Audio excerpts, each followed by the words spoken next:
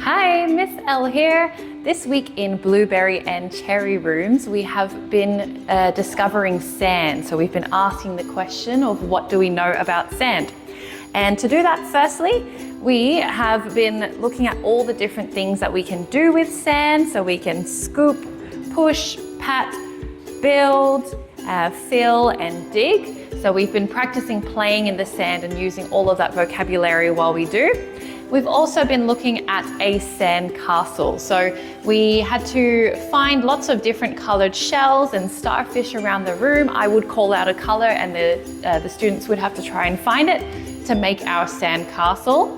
And then we also practice numbers by pulling a number, and however many dots are on that number, we have to put a fingerprint on our sand castle. So if we pulled the number 2, we would have to put 2 dots on the sand castle just to make our own shells as well.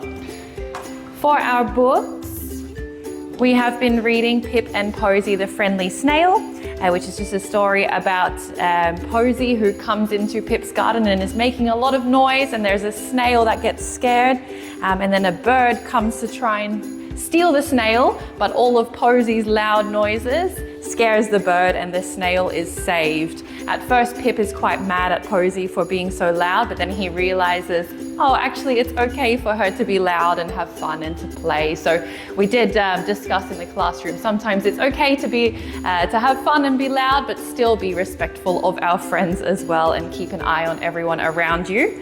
And in this story, Pip is working in his garden. He's doing some digging with the soil, and we can see some dirt and sand here. So we've been using our vocabulary there.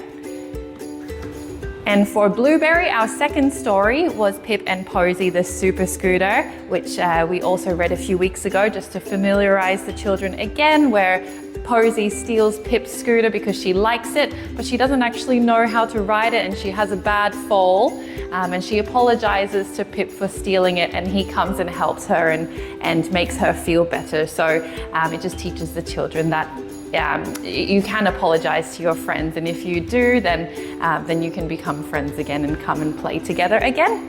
And in this story, they have a nice little play in the sand where it's nice and soft. So we've been looking at our sand castles here and practicing playing with sand through this book. That's all for now. See you next week.